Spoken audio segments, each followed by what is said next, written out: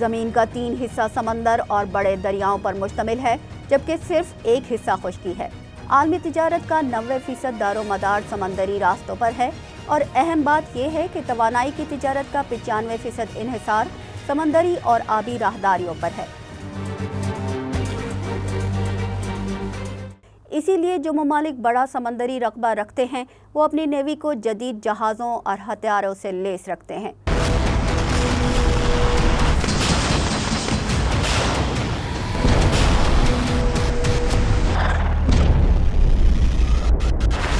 حربی طاقت اور استعداد کے حساب سے بحری فوج کو blue water navy, green water navy اور براؤن واٹر نیوی میں تقسیم کیا جاتا ہے۔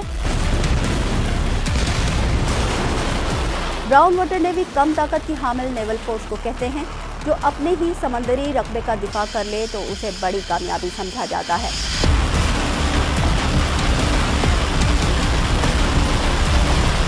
Green water navy brown water navy سے 1 درجہ اوپر ہے، جو اپنے ساحل اور سمندری رقبے کا دفاع کرنے کی صلاحیت رکھتی ہے۔ پاکستان کی نیوی کو گرین واٹر نیوی سمجھا جاتا ہے۔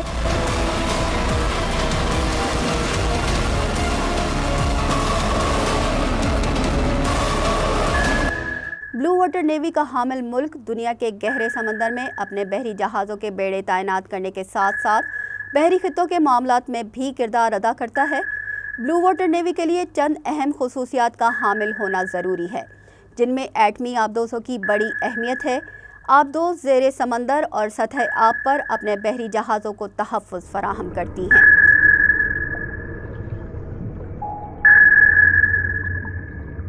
ایٹمی آبدوز کو ری فیولنگ کے لیے سطح آب پر آنا نہیں پڑتا، جبکہ روایتی آبدوز کو فیول کے ختم ہونے پر سطح پر آنا ہی پڑتا ہے، جس سے اس کی اپنی سیکیورٹی کو خطرات لاحق ہو جاتے ہیں۔ آبدوز کو نیوی کی آنکھ سمجھا جاتا ہے، کیونکہ یہ زیر آب دشمن کی بحری جاسوسی کرتی ہے۔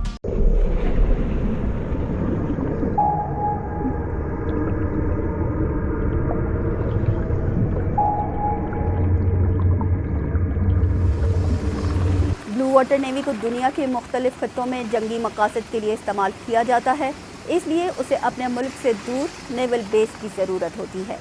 اسلحہ، فیول، اسپیئر پارٹس، راشن اور دیگر ضروریات کے لیے بار بار اپنے ملک جانا دشوار، وسائل اور وقت کا ضیاع ہوتا ہے۔ اس لیے مختلف خطوں میں موجود نیول بیس اس کو آپریشنل رکھنے میں اہم کردار ادا کرتے ہیں۔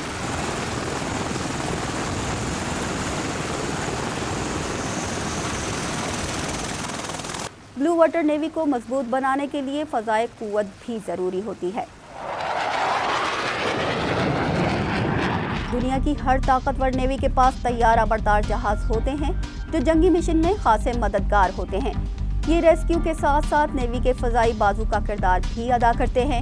ان کا کام دشمن کی نقل و حمل پر نظر رکھنا، دشمن کے حملوں سے بچانا اور بحری حدود کی فضائی نگرانی کرنا ہوتا ہے۔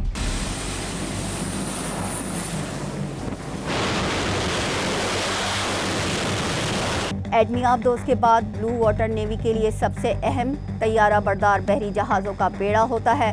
بین الاقوامی پانی پر راج کرنے کے لیے طیارہ بردار جہاز کا حامل ہونا ضروری ہے۔ بلو واٹر نیوی کا ایک اور اہم جز دوست ممالک کا تعاون بھی ہے، کیونکہ اگر کسی ایسے بحری خطے میں جنگی آپریشن کرنا ہو جہاں دوست ممالک موجود ہوں تو وہ بوقت ضرورت لاجسٹکس، اسلحہ، اسپیئر پارٹس، ریسکیو، میڈیسن اور راشن فراہم کرنے میں مددگار ہوتے ہیں۔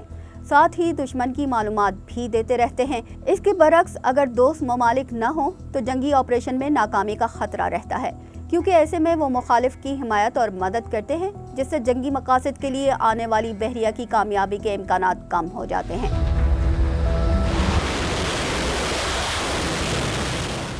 بلو واٹر نیوی کے لیے بحری جنگ کا تجربہ انتہائی اہمیت کا حامل ہے۔